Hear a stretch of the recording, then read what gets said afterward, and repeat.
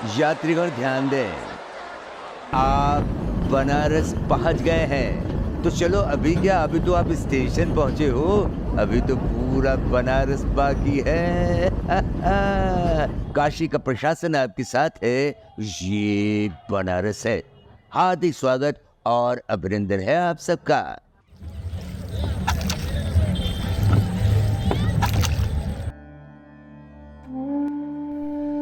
सुनो कहानी उस नगर की जो सांसों में बसा है, जहाँ हर मोड़ पर शिव का नाम लिखा सा है। घाटों की सीढ़ियाँ बोले, बहती गंगा गाए, हर कोना कोई मंत्र जपे, हर दीपक कुछ समझाए। जहाँ सुबह की माला में सूरज खुद झुक जाए और शाम की आरती में ब्रह्मा तक डोल जाए। जहाँ जीवन भी तट पे बैठे और मृत्यु भी मुस्काए, मणिकर्णिका की राख कहे, यहाँ आत्मा सुकून पाए। गली गली में राग बजे, मंदिर हर चौकाने, चाय की प्याली में भी लोग दर्शन कर पाने। संत साधु योगी मिलते, जैसे चुप इतिहास कहे, हर गली में गूंज उठे वो स्वर जो मन को राह दे। कभी सतरंगी साड़ियों में बाजार सजे पुराने, कभी ठहर जाए वक्त वहीं जहां ठहरे दीवाने। बनारस की वो ठाठ निराली, रेत न पत्थर जैसा, ये तो जीता जागता गीत है, जैसे शिव का संदेशा। ये है बनारस, अर्थात बना हुआ रस। एक ऐसा रस जिसे चखने के बाद इंसान पहले जैसा नहीं रहता, अर्थात वो बनारस का ही होकर रह जाता है।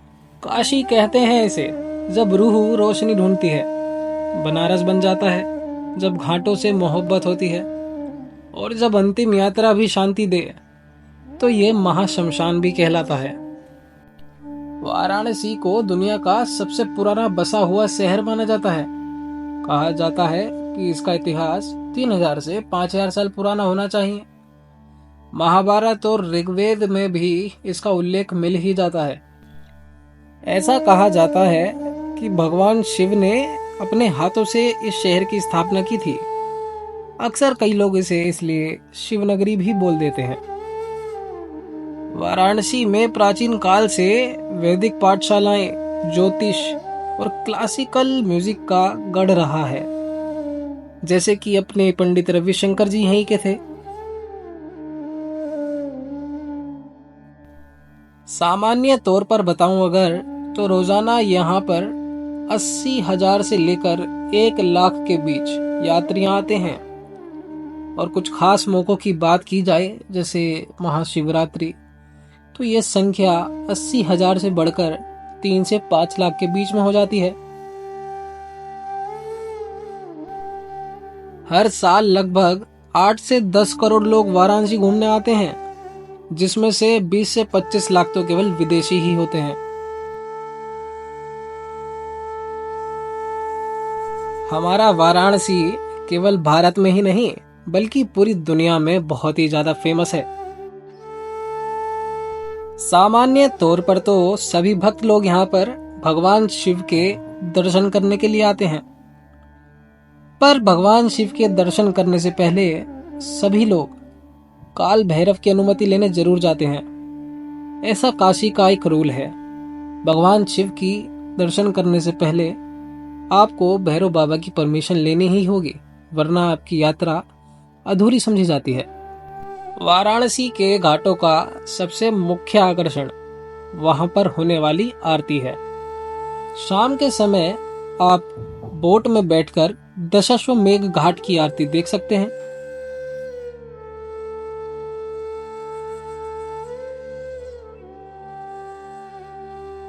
बोट वाले बोट में बिठाकर आपको 84 घाटों के दर्शन के साथ साथ गंगा आरती के दर्शन भी कराते हैं। पर अगर मेरी मानो तो गंगा आरती का असली आनंद तो आरती स्थल के समीप बैठकर उसको देखने में ही आता है। चलिए अब थोड़ा उस विषय में बात करते हैं जिस विषय के बारे में बात करने से हर कोई कतराता है, पर उस परम सत्य को ठुकराया तो नहीं जा सकता, मृत्यु।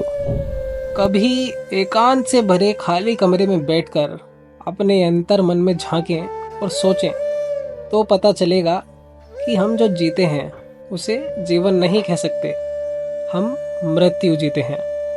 क्योंकि हम एक ऐसी यात्रा के यात्री हैं जिसका अंत केवल और केवल मृत्यु है। तो हम भला इसे जीवन कैसे कह सकते हैं?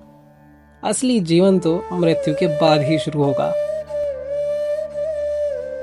यदि जीवन कभी असमंजस से भर जाए, या जीवन में अंधकार छा जाए, या बहुत ही ज्यादा अहंकार आ जाए, तो 1 घंटा मणिकर्णिका पर बिता लेना। आपका व्यक्तित्व एक दूसरे व्यक्तित्व में रूपांतरित हो जाएगा। अंत में बस यही कहूंगा कि परमात्मा ने जो ये मृत्यु यात्रा आपको सौंपी है, इसको अच्छे से जी लेना। आप एक यात्री हैं। यात्री का काम है यात्रा करना, सीखना। ये जीवन केवल भाग दौड़ के लिए नहीं बना है। थोड़ा थोड़ा समय निकालकर खुद के लिए भी जीते रहना। चलिए अब आपको रात्रि का बनारस घुमाते हैं। ललिता और नमो घाट बनारस की रात्रि में 4 चांद लगाते हैं। देखा जाए तो ललिता घाट बनारस में काशी विश्वनाथ मंदिर का ही एक हिस्सा है। बाबा के दर्शन करने के बाद आप इस रास्ते से सीधा घाटों पर आ सकते हैं। आपको अत्यधिक ट्रैवल करने की कोई आवश्यकता नहीं है। पर हाँ, ललिता घाट की यदि सुंदरता देखने की इच्छा हो तो रात में ही यहाँ पर आइए। ललिता घाट के बगल में ही मणिकर्णिका घाट है, जहाँ 24 घंटे अर्थियां जलती ही रहती हैं। कमाल की बात तो ये है, एक तरफ तो लोग जाकर के शिव से मिलते हैं और दूसरी ही तरफ शिव में मिलते हैं। दोनों ही बातें बड़ी गहरी हैं। ध्यान से सोचेंगे तो पता चलेगा। तो ये था बनारस मेरी नज़र से।